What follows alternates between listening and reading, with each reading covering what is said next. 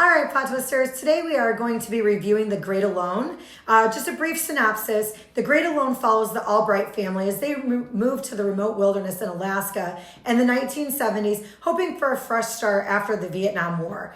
Ern Albright, a former POW, really struggles with PTSD, paranoia, and uproots his wife, Cora, and their daughter, Lenny, to go live off the grid in a tiny town in Alaska.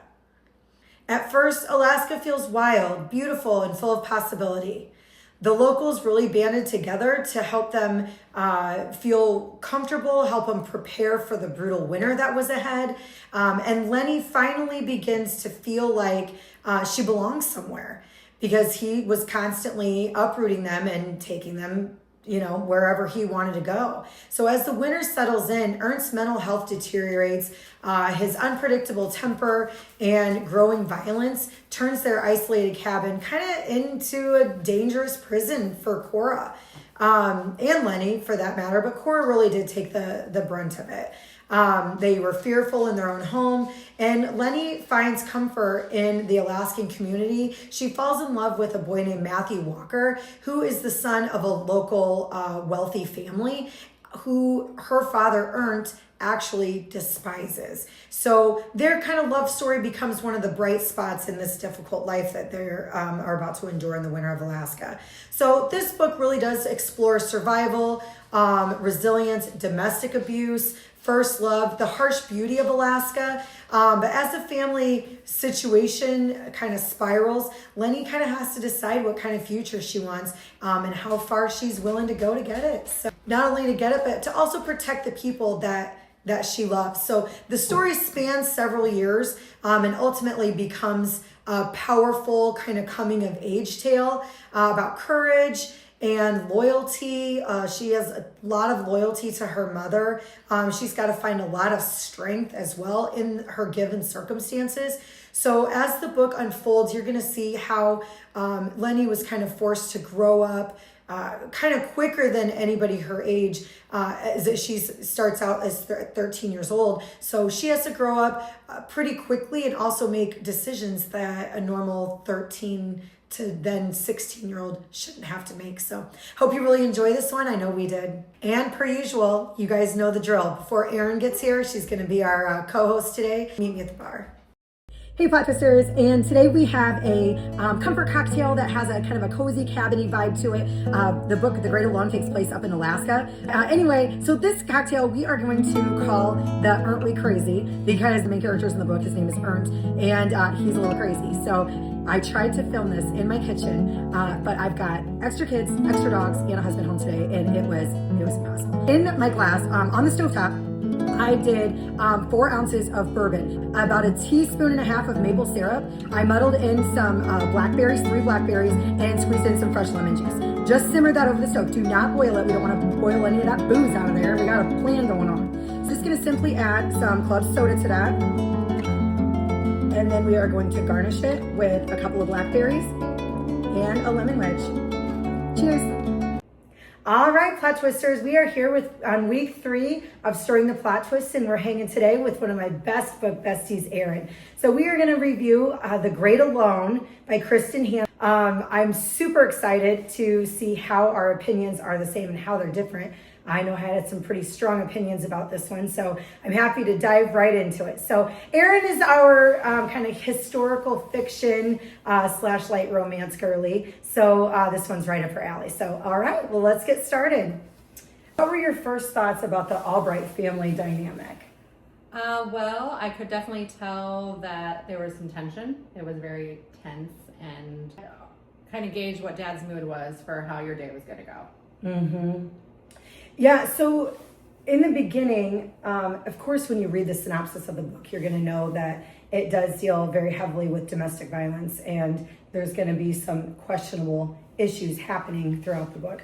So my first thoughts of it were when the mom, Cora, was like, in the very beginning, she says this quote, and she says to Lenny, the daughter, "The man that I picked up from the bus station after Nam was not the man that I dropped off at the bus station." So right away, I'm like, okay, we're going to have some kind of manipulation here, war trauma, which is definitely a thing. But and then when you throw the 14, or she was 13 in the beginning of the book. So when you throw the 13-year-old daughter into the mix, you knew that the dynamic was going to be not your average family dynamic. So how do you think the setting of Alaska shaped the expectations of the story?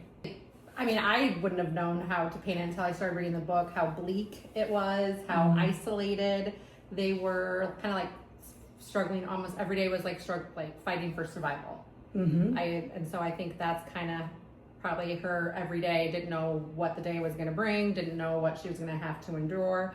And that's kind of the same for going to living in Alaska, like inside and outside her home. It was. Do you think that this book could have taken place somewhere other than Alaska? I mean, obviously this type of story takes place everywhere, but just kind of to center on, she had nowhere to go. Like this is where they were going, and I'm stuck in this house for so long. I mean, I think she's dreaded, obviously, the winters. Yeah. The summers were, she got to go out and explore and do things, but then she kind of knew, winter, we're going to be in this house I might even get to leave. I can't go to school. I can't do anything.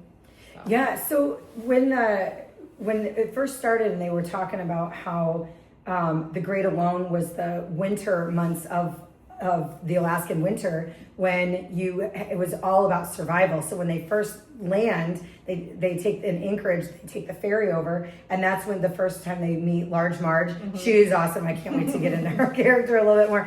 But her immediate first, one of the first things that she said to Cora and Lenny was, we women up here in Alaska have to be tough. We have to learn how to survive the winters, survive on our own if need be. And so she just kind of introduces how rough and how hard the winters are going to be there right from the very beginning. So you knew that it was going to be tough for them. And then when you throw because there was a part in the very beginning where I think she, in the warmer months, of course, everybody's happy in the warmer months. Even in the warmer months, it was all about preparing for the winter. Like every day, it was kind of like when Large Marge met them, it was like, okay, well, what are you going to do?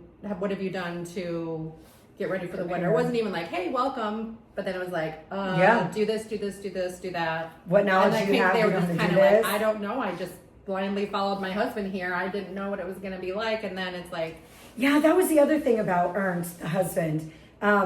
In the beginning, Lenny, the daughter, talks about how he's always, they're always moving. They're always uprooting and going somewhere else. And so he ended up getting the property in Alaska from his Vietnam War friend.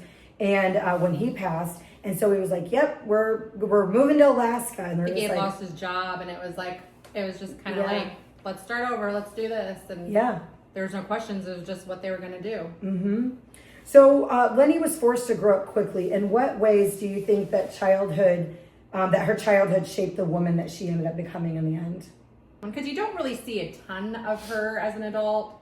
You do a little bit, when she moves back home, and I think she just knew she loved her mom, but I knew she didn't want to be like her mom and didn't want to rely on anybody else, and to have a voice, and she became a writer and that. No. She became a photographer. Scratch that. Edit that. No.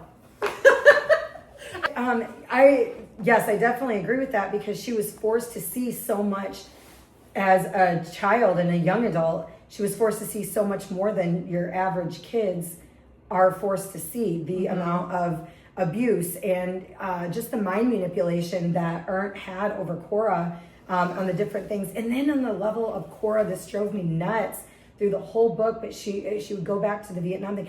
He's never going to do it again. He's a changed man. He's never going to do it again. And you knew he was going to do it again. Just you didn't know when he was going to do it again. Yes, and so they're on pins and needles every single day. And so she had to watch her mom go through and render this abuse, this physical abuse, broken noses and black eyes and ribs, and couldn't get out of bed, but then get out of bed so next invasive. Day to make dinner or make breakfast or and so she was forced to I think, grow up very quickly, but also as a young adult, be forced to know what she wanted and didn't want out of life, you know, or out of a relationship anyway.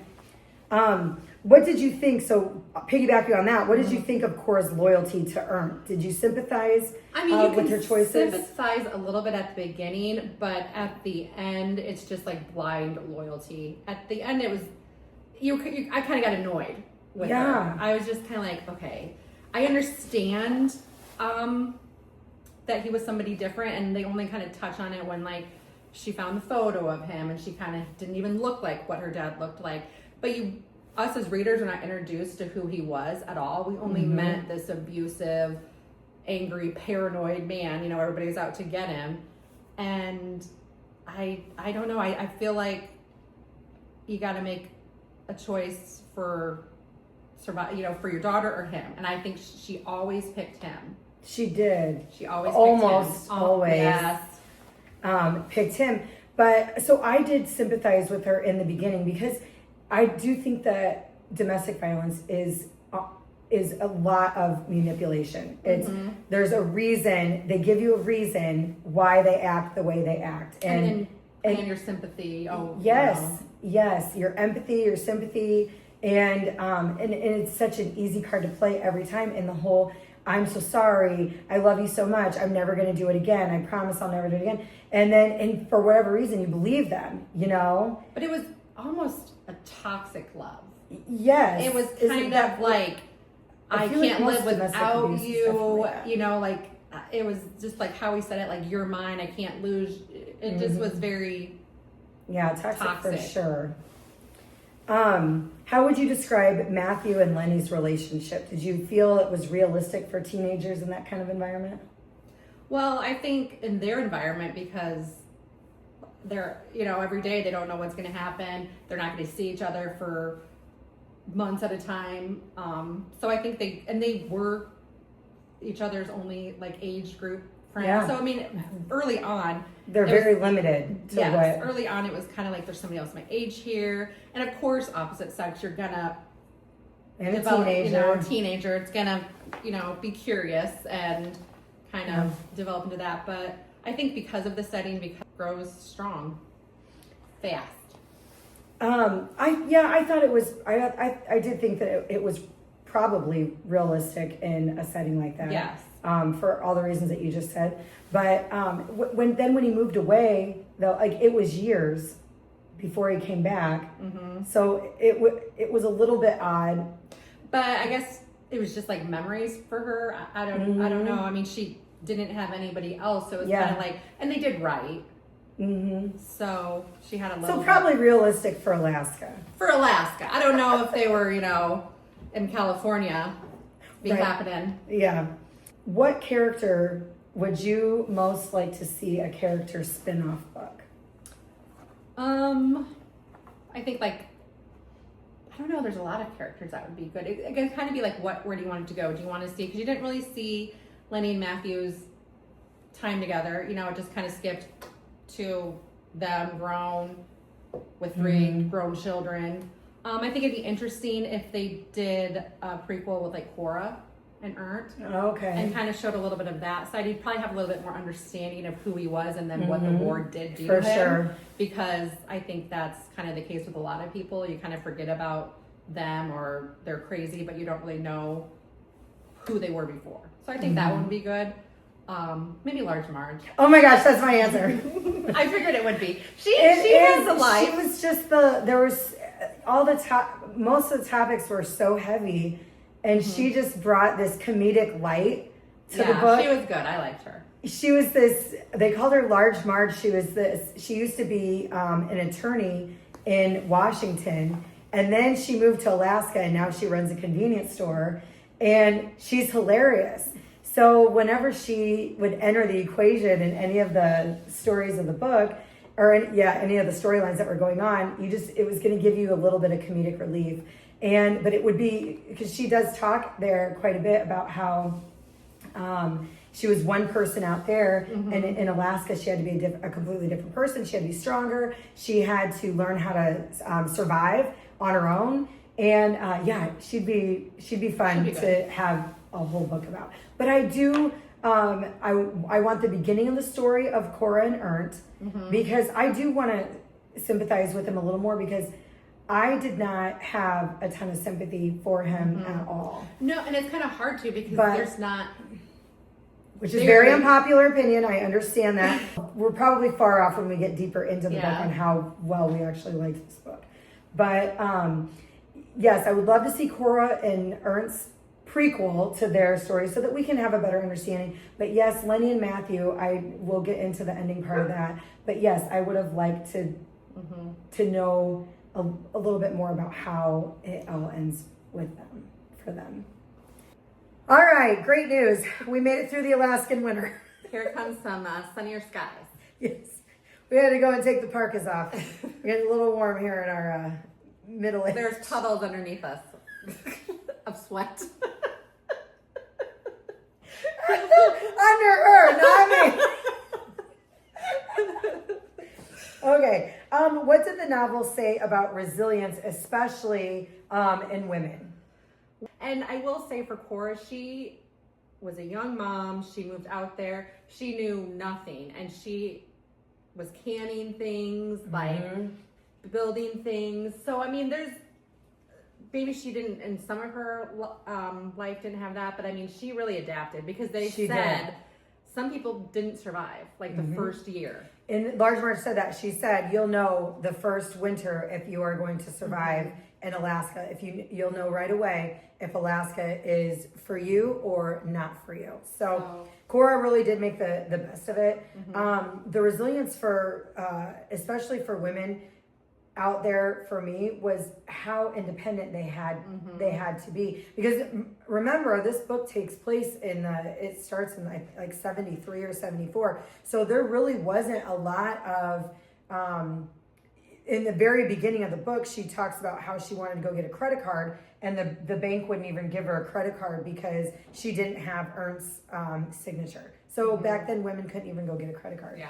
So it was definitely still living in a time when women didn't really have a lot of say in things. And that's going to come in and play a big role here when we start talking about the end, about the rights of women, and especially back in the 70s, the rights and like how unjust the court systems were in domestic violence cases. Most women did not ever go and report it because nothing would ever be done with and it. It would just make them angrier. And then didn't know what they'd be coming home to. Or they'd lock them up for a night. Yeah. And that was about it. So, we're going to get into the Alaska as a character because I do feel like in this book, it was almost like Alaska was personified.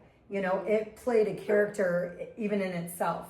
So when they're like, they're talking about the winter and they're talking about, or even the summers, they would say good things about the summer, just a lot of things.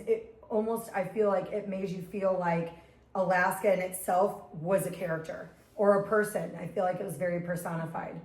I will say though, for the winter and how they describe it, like, I don't know if we touched on it, but like Ernst left. There's about 5 years that he went and worked on like an oil ridge because he was so... Was it 5 years? I feel like it was a while. Then he got fired. Go figure. For drinking on the job. Large Marge, I would say in this town had a lot of sway. I mean, she made it that he, the first time that they witnessed him abusing Cora, she made it be that he got a job every winter, and I think that was when they had so much peace and they really enjoyed their time there. They didn't have to worry about and anything. she came in, Large March did, and was like, listen, Ernst, you are leaving. I've got you a job here for the winter. And it was in, I think, Anchorage. And so then he could not come home until spring. So when his mood got bad, and you could, the very first winter there, you could feel in the book as the weather started changing, Ernst started changing and the abuse got worse. And so then there's like 3 of the main characters who came in and to Cora and was just like, we know what's going on. And, if you're not going to do anything about it, then we will. And so they got him this job up there and then he got fired and he had to come home. Were there moments where you wanted Cora, obviously we know the answer for this, but where we wanted Cora and Lenny to leave earlier? We wanted Cora to leave Ernst earlier. I feel like when he was gone for those months, that would be the perfect time, and I feel like they had protection there. I just don't think she could do it. I feel like she felt guilty. You know, she was loyal to him, and if you kind of like, she ran away from home. She came from a privileged family, and she left everything to be with him. So and they did not like him. No, either. Of course I wanted her to leave early, and I thought that she could. I thought because, but I think she was scared. She kept going back to. Well, if I leave, he will find us. What are we going to do? We're going to go and we're going to live under an alias somewhere and not have a life here. And then there was the guilt. She didn't want to leave. But but sometimes I do feel just like how he used the war trauma as slight manipulation to kind of justify his actions. I feel like that Cora, I feel like she did the same thing with I don't know what's going to happen if I leave. I don't know what's going to happen if I leave, and then he's going to find me, and then it's going to be worse. And then, so I do feel like she used that a little bit as of a crutch as well, the same way he used the war trauma. Yeah. I do think that I don't know. I feel like Large Marge could have helped her. I mean, she was a lawyer. Mm-hmm. She was a smart lawyer. She was very smart, and she was hilarious. What scene hit you the hardest emotionally? I don't know. I feel like when, I don't want to spoil anything, but kind of when... No, we're spoiling stuff. They've already read it. When she found out Matthew was alive. Oh, yeah, okay. I kind of, because I didn't know. I mean, the way they talked about it, he or didn't make it, or that he could communicate. You know, I thought she was going to walk in and maybe he was going to be in You mean at the end when she left Seattle? Yes. Okay. So, yes, for sure, because it didn't. So in the book toward the end, they run away. Cora and Lenny run away, and Cora is with Matthew, and they end up falling down into like a cave, and they're there for a couple days, and then they're finally found. Well, Lenny fell, and then Matthew went to rescue her, and he ended up getting stuck, and then he ended up with brain damage, and he was paralyzed for a while. They did not think he was going to make it through that very first night. So they did try to leave. And then, so that's what Aaron is talking about, because then at the very end, so they left. And then some stuff happens that we'll get into here in a second. You've already read it. You already know they kill him. And so Ernst. Yes. And so then they have to run away. Cora and Lenny do. And she has to leave Matthew when he's in this long-term care facility, not knowing what or how he's doing, how he's gonna survive, if he's gonna survive. So so they're gone for 7 years, and then when they go back, she finds that he can communicate and he can even walk a little bit, but he is in constant pain and things like that. But that was super emotional. I felt, and then I also got really emotional when Cora was dying. Cora ended up with stage 4 lung cancer and was saying, oh shit. Jeez. Well, on her deathbed when she was saying all that stuff about her being sorry and how Lenny is already a better mom than she ever was. I'm like, it was right before we had to leave. When I finished it, I'm like, oh my gosh.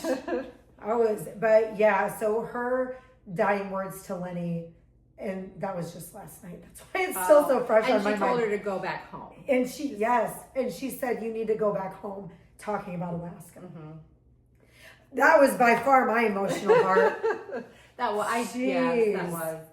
But yeah, that was. And then she always said when she was talking, I think this was the very beginning too, when she was talking about how her mother was like her kite strings. You remember that part? She said, I can't imagine losing my mother. My mother's like my kite strings. She guides me when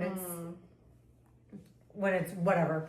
Anyway, she always had like a very strong spot in her heart for her mom, and that was super sad for me. So anyway, next time we're doing a comedy. We're gonna have to do some kind of funny book. Okay. Did the ending satisfy you? I mean, Did you find it satisfying, heartbreaking? I don't know. I mean, I think it was a little heartbreaking, but I was satisfied that she got to like have a family and a life there, and kind of, I don't know, say goodbye to her mom there, and in Seattle, you mean? Mm-hmm. Yeah, and it was almost like it couldn't have played out in a different way. So they end up, when Lenny ends up pregnant and by Matthew Walker, and Matthew's dad, Tom, and Lenny's dad hated each other. Lenny's dad absolutely hated Tom Walker. He was just jealous. I mean, yeah, he always called him like, oh, the rich guy. We don't need the rich guy's money, and we don't need this. So I think he was a very jealous man anyway. He always thought that he made eyes at his wife, at Cora. Which I think she knew that sometimes too and played on. Yeah. And so they ended up, when Lenny told her dad that she was pregnant with Matt Walker's kid, she was only 18, and he started beating her. He was punching her. He took his belt off and was hitting her in the face with it. And that's when Cora took out the shotgun and shot him twice. But it was in the back. And that back then, apparently that was the big thing, where it was like, they do not take lightly to domestic violence on the woman's part. And they don't like it when they get shot in the back, because then it doesn't look like it was in self-defense. Mm-hmm. And so after they shot him, she was going to go turn herself in. Lenny wouldn't let her. And so then they ended up hiding his body. They ended up drilling into one of the lakes and tied some metal to him and put his ass to the bottom of the lake. And so they did that, and then they had to go back to Seattle because now they're on the run. And so they went back to Seattle, where they were originally from, with her parents. And then Lenny ended up having their baby, and they were there for about 7 years. Then her mom got the lung cancer, told her to go home. Mm-hmm. Then she ended up back in Alaska. That's how she got back to Alaska. Because her mom wrote a note, like, take this to the police. I did it all. Tell them it was me. Go home. And go home. Yes. So and then that's when she found Matthew, and they right away he got to meet his son, and then they lived happily ever after.